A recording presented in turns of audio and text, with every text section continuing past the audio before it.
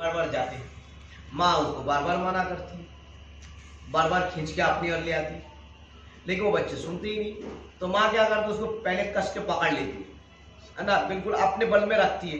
रखने के बाद एक हाथ को ऐसे करती है, वो भी माँ की जो शक्ति है, माँ की जो इच्छा के अनुसार उस हाथ को उस प्रकार की पकड़ लेती है। लेके क्या करते हैं, वो आंख में छुला देती है, छुला के फिर खींच लेती है। फिर वो चीख उठता है, फिर वो बोलता है अब मजा आया, अब कैसे लगा, और अग्नि में जाएगा, अग्नि जाएगा। उस दिन से वो बच्चे जाते नहीं है। तो अब यहाँ सखियों ने कृष्ण को कहने लगे और सखा को कहने लगे, हाँ अब मजा आ रहा है, आप दूध दही और लूटेगा, कैसे मजा। उस प्रकार से उनको छेड़ रहा है और गुलचा मार रहा है, एक की बात एक की बात एक गुलचा मार रहा है। फिर दही लूटने का दुस्साहस करोगे, बोले कैसे मजा आ रहा है देखो, बोले और दोबारा और इस प्रकार की दूध दही लूटने का तुम्हारे पास हिम्मत है, तुम्हारे पास और कोई शक्ति है, इच्छा रहेगी, बोलो और लूटोगे दोबारा, बताओ।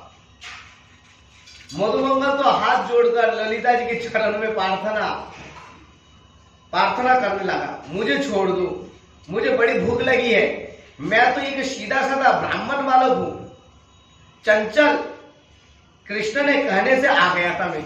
अब मधुमंगल बड़ा चालू है, बड़े सबसे पूरा टीम में पूरा नटखट है मधुमंगल, और मतलब वो लीडर है बदमाश, मतलब उत्पात की।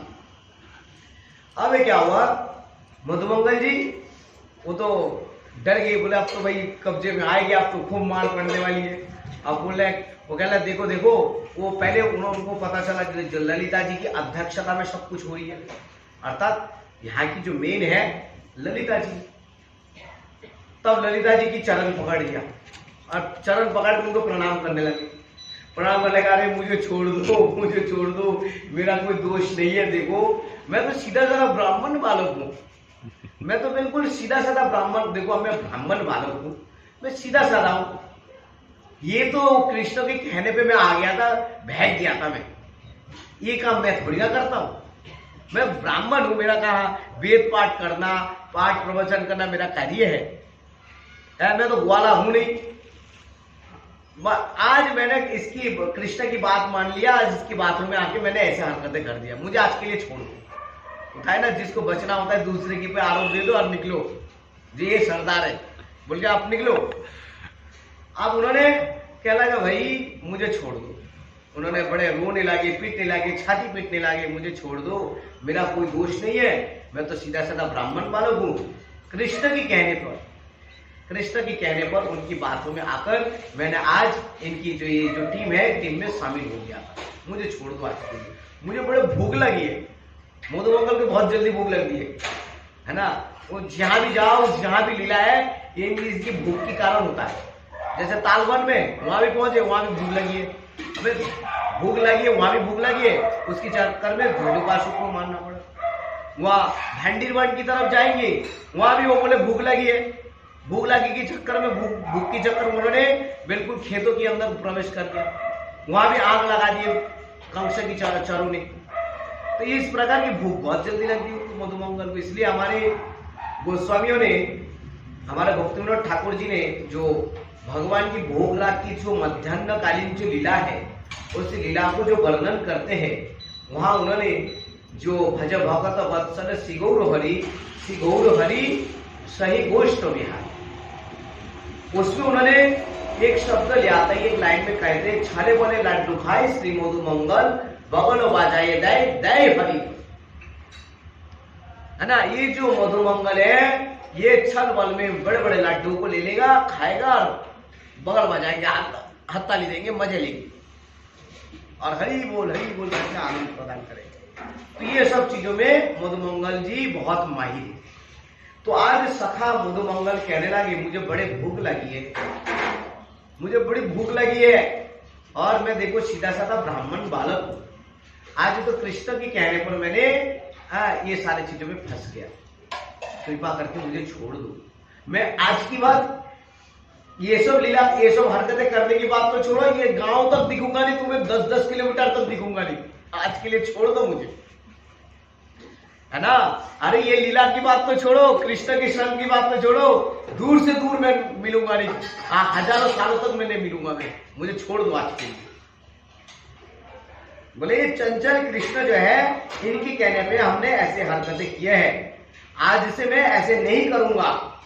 इस प्रकार की अन्य गोपियां भी दूसरे सखाओं के पाठ सिखाने लगे। इस प्रकार की जो ग्रुप बना हुआ है, जैसे ललिता विशाखा आदि मिलकर एक और सखिया और एक तुंग विद्या और आदि सखिया अलग अलग स्टेज की, अलग अलग तरीका की, अलग अलग शाखा को अलग अलग उस प्रकार की गोपियों ने पकड़ ली और सबको गुलचा मारने लगे। सबको पकड़ शिखाओं को पेड़ और जड़ी बूटी के साथ बांध के बिल्कुल खूब खिंचाई करने लगे।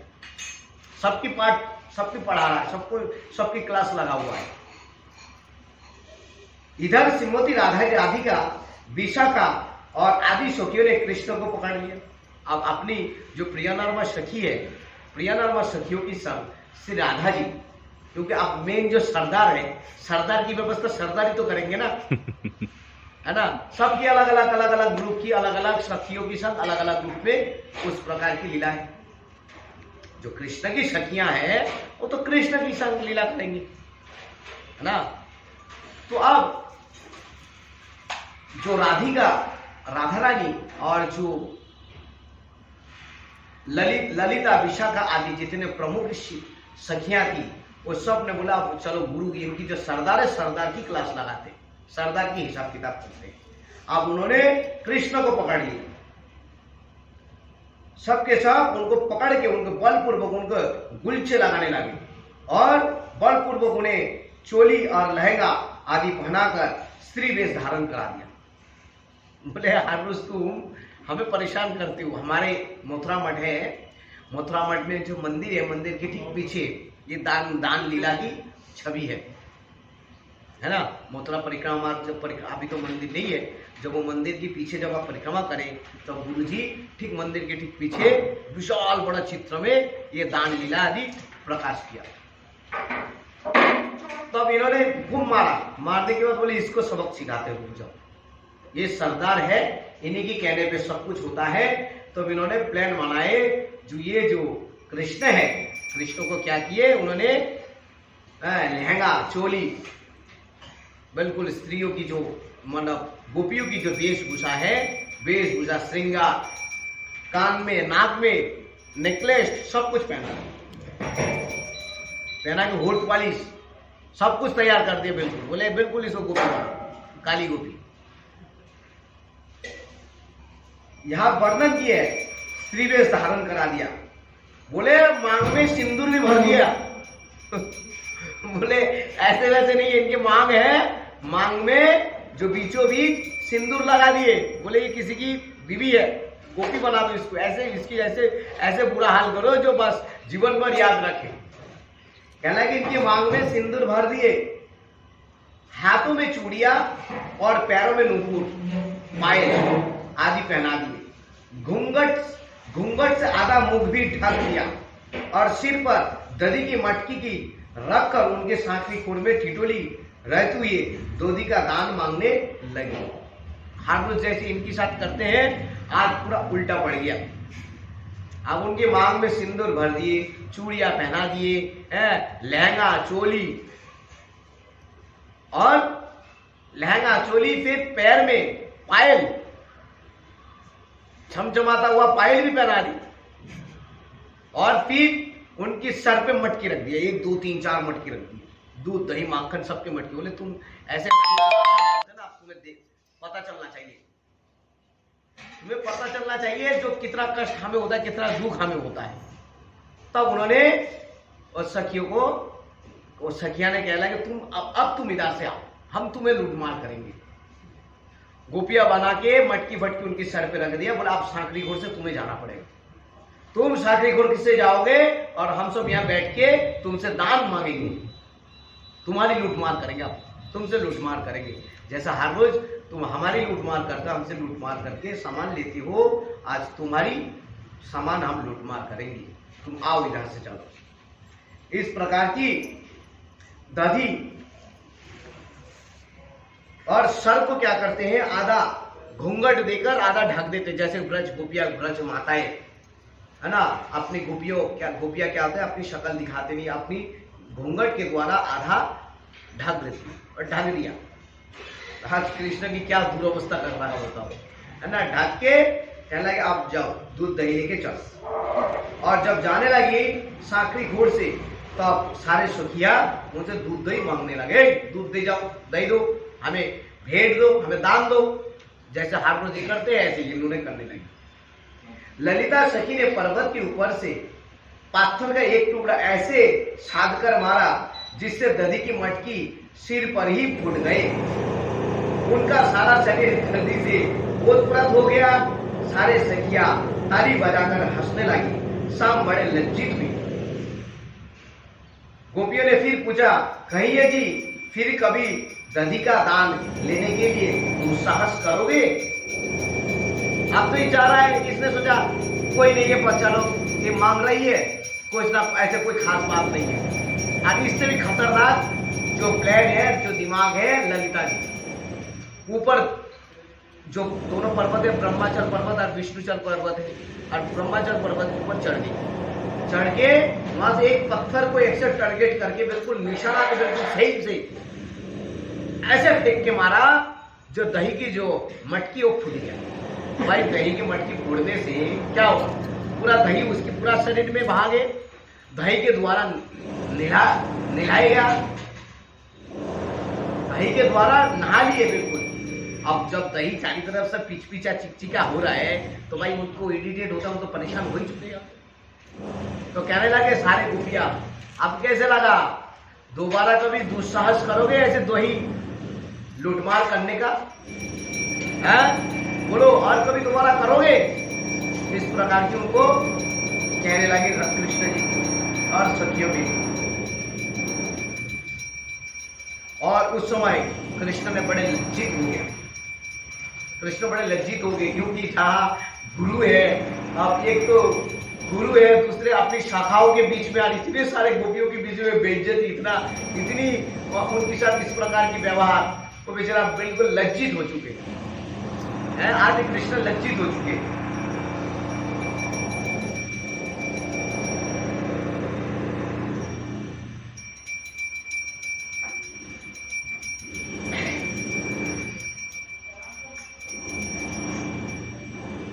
गोपियों ने फिर दधी डाल लेने की दुस्साहस करो इस प्रकार की उनको पूछा। कान, वो कहने लगे कान पकड़िए और प्रतिज्ञा कीजिए, आज से फिर ऐसे नहीं करूंगा, ऐसे नहीं, ये बिल्कुल सबक सिखाना है तो ढंग से सिखाओ। है बोले कान पकड़ो और प्रतिज्ञा करो, संकल्प करो, जो आज के बाद आप इस प्रकार की नहीं करोगे, हमारे साथ हमें तंग नहीं करोगे। प्रतिज्ञा करो, संकल्प और वचन दो, नहीं तो हम आपको आज छोड़ेंगे। आज हम आपको छोड़ेंगे नहीं, आज आप हमारे कवन में आ गए, हम आपको छोड़ेंगे नहीं। आप बताओ, आप प्रतिज्ञा करो इस प्रकार की, और कभी नहीं करोगे हमारे साथ। गोपियों ने कृष्ण को ऐसा कहने के लिए विवश कर दिया। भाई इतना मार पड़ रही है, इतना उनके पर इतना निर्यातन चल रहा है, तो क्या वो विवश हो गया कृष्ण प्रतिज्ञा आज उस बात को स्वीकार करने के लिए विवश हो गया। आज भी प्रतिवर्ष इस लीला का अभिनय श्रीमती राधा की जन्मोत्सव में उपलक्ष्य में संपन्न होता है। इस लीला को, अभिनय को बूढ़ी लीला कहते हैं। ये जो लीला है, इस लीला को बूढ़ी लीला कहते हैं। आज भी ब्रज में श्री राधा जी की जो जन्मोत्सव होता है, जन्मोत्सव के समय ये लीला आज भी ब्रजवासी लोग लीला के द्वारा जगत के लोगों को शिक्षा देते हैं, और इस लीला के द्वारा भगवान की लीला को उन्होंने क्या करते हैं, जीवित रखते हैं। तो इस प्रकार की ये समस्त लीलाएं इस वर्षना में हुई है। कल हम लोग नंदो बाबू के बारे में श्रवण कीर्तन करने की प्रयास करेंगे। आज यहाँ तक रखते हैं। वैष्णव्यो नमो। जय हो। राधे राधे।